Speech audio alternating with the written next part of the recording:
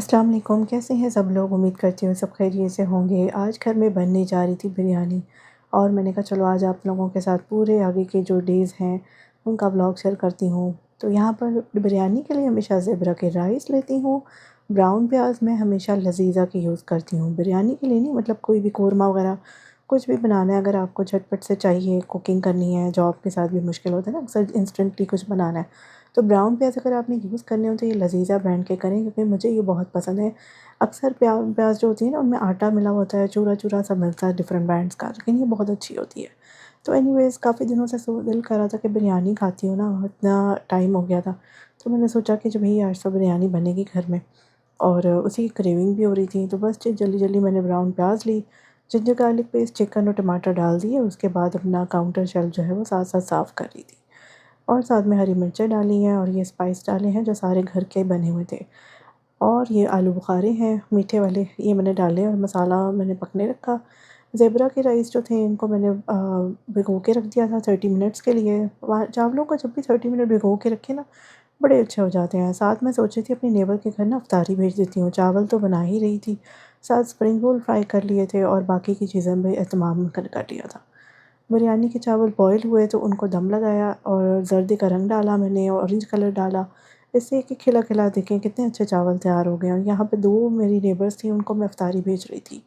तो ये तो हो गया। मैं अक्सर किस्तों-किस्तों में अपनी नेबर्स को ना इफ्तारी भेजती रहती हूँ। समटाइम्स एक दिन में भेजना बहुत मुश्किल लगता है। और ये देखें जी बिरयानी कितनी मज़े की बनी है ना, देखने में हसीन लग रही है। और ये प्यारी सी जो डिश है ना, ये मैं होम गुड से लेकर आई थी। और बस जी, उसके बाद फिर मैंने काफ़ी दिन तो इन लोगों को आपने देखा है पिछले व्लॉग में, फ्राइड चीज़ें वगैरह खिलाई थी। लेकिन अब मैं सोच रही थी कि मैं ना कुछ खाने-पीने को ही ज़्यादा बना लिया करूँ। फ्राइड आइटम में ज़ाहिर है इतनी हेल्दी तो होती नहीं है और मेहनत भी बहुत लग जाती है। तो मैंने कहा चलो बंदा कुछ अच्छा ही बना लेता है खाना और आगे के डेज़ जो हैं उनको आसान भी करें, क्योंकि रमज़ान में बड़ी टफ़ हो जाती है सिचुएशन। वैसे तो चीज़ें बना के मैंने पहले ही फ्रीज़ की हुई थी, वो भी आपने मेरा प्रेप व्लॉग देखा हुआ था। तो ख़ैर अब मैं आज बनाने जा रही थी ये मटका गोश्त। उसके साथ मैंने रोज़ा मोइतो बनाना था और साथ में दही फुल्की बनानी थी। तो बस जी यही तैयारियां जो हैं वो अभी तक चल रही थी। मटका गोश्त की रेसिपी के लिए सबसे पहले तो मैंने घर के देसी घी को गरम कर लिया और जैसे ही गरम हुआ तो उसमें साबुत गरम मसाले डाल के 1-2 मिनट सौते किया। फिर मैंने बारीक कटी हुई प्याज़ों को ऐड किया और उसको हल्का सा फ्राई कर लिया। साथ ही मटन ऐड किया और 2-4 मिनट अच्छी सी भुनाई की कि मटन का कलर चेंज होने लग गया और खुशबू महकने लग गई किचन में। फिर मैंने हरी मिर्चों की पेस्ट लहसुन अदरक के साथ ना बना के वो ऐड कर दी और मटन को अच्छा सा भूना और फिर स्पाइस ऐड कर दिए जो हमारे रिवायती होते हैं, नमक, लाल मिर्च, ज़ीरा पाउडर, धनिया पाउडर और गरम मसाला। बस जी ये सब कुछ डालने के बाद इसको मटन को भूना और फिर टमाटर डाले, इसकी की अच्छी सी भुनाई और बाद में मैंने फिर इसमें थोड़ा-सा पानी डाला है 3 कप और इसको 1 घंटे के लिए ढक के हल्की आँच पे पकने रखा। बाद में फिर मैंने जब देखा है तो गोश्त गल गया था। अब मैंने इसमें दही डाली है और साथ ही मैंने इसमें ना हरी मिर्चें, धनिया और अदरक डाल के ना इसकी अच्छी सी भुनाई कर ली थी।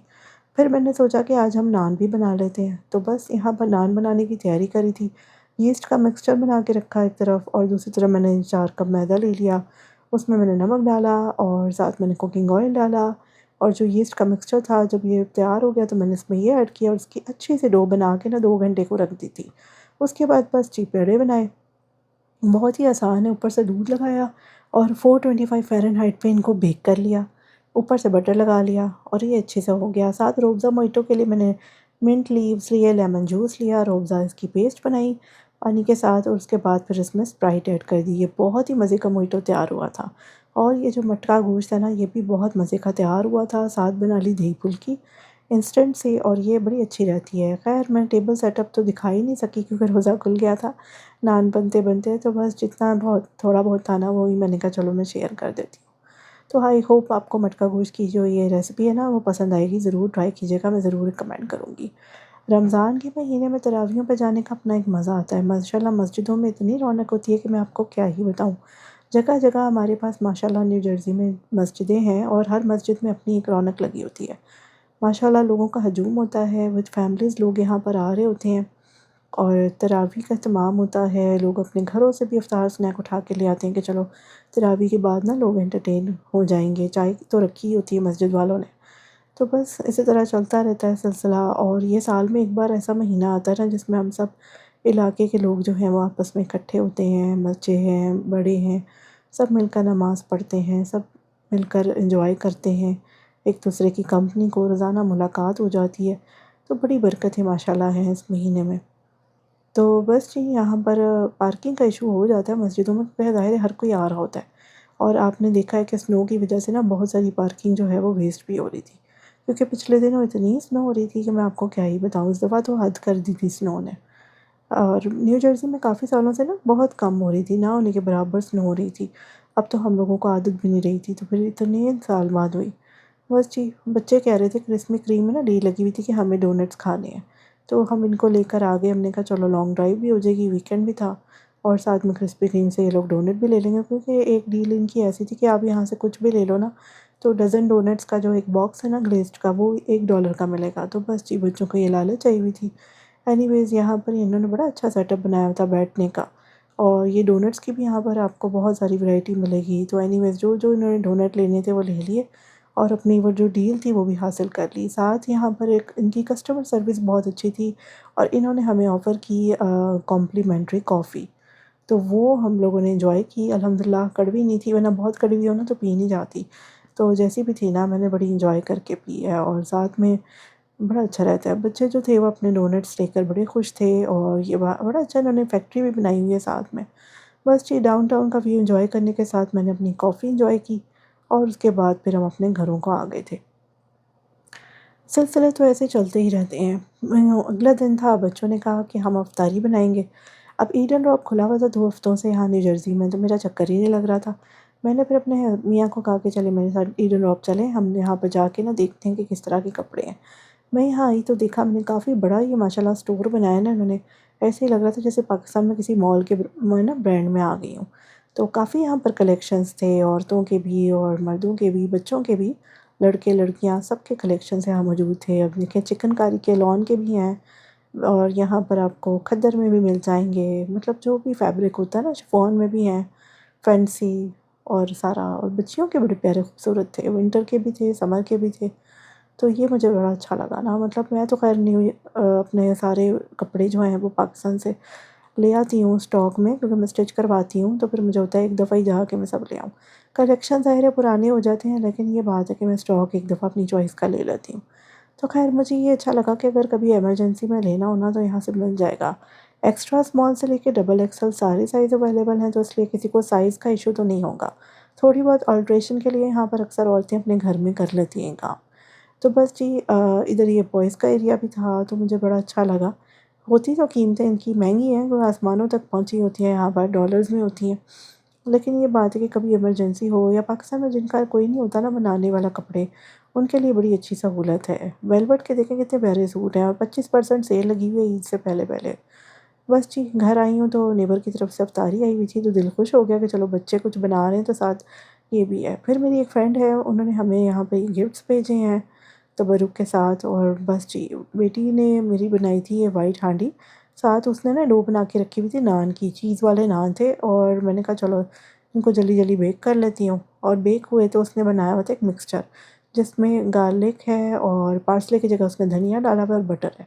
बस जी, ऊपर से ये लगाया और ये अच्छे से नान तैयार हुए। जो नेबर की तरफ से इफ्तारी आई थी ना, उनमें से बर्गर और शावरमास को अलग से गरम कर लिया और जो बाकी के स्नैक थे ना, मैंने कहा चलो इनको एयर फ्राई में कर लेती हूँ गरम, क्योंकि इससे ये होता है कि क्रिस्पी रहते हैं। अगर इनको माइक्रोवेव करती तो ये पानी-वानी छोड़ देते और इतने क्रिस्पी ना रहते। तो ये अल्हम्दुलिल्लाह हमारा इफ्तार टेबल रेडी भी हो गया और मुझे खुशी थी कि मैं ईडन रॉक का चक्कर लगा के आ गई। ईद के जोड़े अल्हम्दुलिल्लाह हैं मेरे पास, तो अभी मुझे कोई ज़रूरत नहीं थी, लेकिन कीमतें बहुत ज़्यादा थीं, बट ऑप्शन इज़ गुड कि यहाँ पर माशाल्लाह है। बस जी, इफ्तारी करने के बाद तरावियों के लिए तैयार हुए और तरावियों पे आ गए जो यहाँ पर। अच्छा, जो हम यहाँ पर बाहर रहने वाली ख़वातीन होती हैं, अगर वर्किंग वूमेन भी हैं, तो आपको पता है यहाँ तो काम ही खुद करने पड़ते हैं ना, आपके पास कोई हेल्पर तो होती नहीं है फुल टाइम की। तो ख़ैर घर को मैनेज करना होता है, साथ अपनी जॉब को मैनेज करना होता है, अपनी सोशल मीडिया को भी अगर मैनेज करें, बड़ा मुश्किल हो जाता है। तो ख़ैर फिर भी सब कर लेते हैं हिम्मत के साथ। अच्छा, मैं आप लोगों से ये भी रिक्वेस्ट करूँगी कि हम सबको मिलकर दुआ करनी चाहिए। वैसे तो सभी अपने घरों में करें कि अल्लाह ताला सारी तरफ जो दुनिया में इस वक्त मामले हैं उनको हल करे। हर तरफ अमन ही अमन हो, जंग का कोई फ़ायदा नहीं है, इसमें कोई किसी का, हर एक का नुकसान ही है। बल्कि हम सबको मिल-जुल के रहना चाहिए और अमन के साथ रहना चाहिए, ताकि कोई जानी-माली किसी भी किस्म का नुकसान जो है ना वो ना ही हो। तो बस यही दुआ थी। और बस जी आज मैं सोच रही थी चिकन जलफ्रेज़ी बना लूँ। उसके लिए मैंने चिकन को बॉयल होने रखा, नमक काली मिर्च डाल के, पानी डाल के। जैसे ही ये बॉयल हुआ तो मैंने इसके ना पीस कर लिए थे। साथ मैंने कटी हुई ब्राउन प्याज़ काटी और उनको फ्राई कर लिया। गोल्डन फ्राई होने लगे तो फिर मैंने उसमें चिकन डाला, टमाटर डाले और बाकी सारी चीज़ें डाल के अच्छी सी जलफ्रेज़ी तैयार हुई, जिसकी रेसिपी मैं अक्सर शेयर कर ही चुकी हूँ। फ्रूट चाट बना ली, मैंने कहा जल्दी-जल्दी फ्रूट चाट भी बना लेती हूँ, काफ़ी दिनों से बनाई नहीं थी। तो बस जी ये निकल आई, इसको मैंने डिश आउट कर लिया। साथ में जलफ्रेज़ी भी रेडी हो गई थी। तो साथ में सोच रही थी कि मैंगो मोइटो बनाते हैं आज।